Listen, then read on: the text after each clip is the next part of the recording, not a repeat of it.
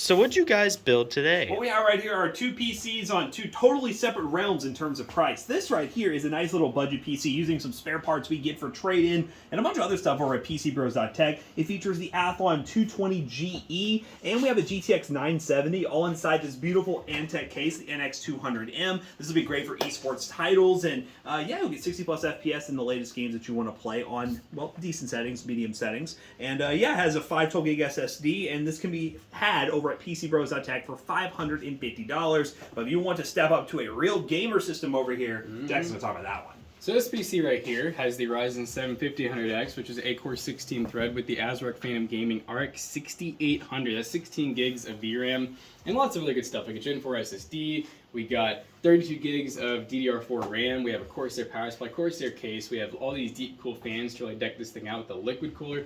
This one will be $1,750, so it's definitely a big price difference. But if you want to play AAA titles at 1440 or even 4K, this would definitely be the one to go with. But if you want to save a lot of money and you're just starting out, then that one's a really great system as well. PCBros.tech to check them both out.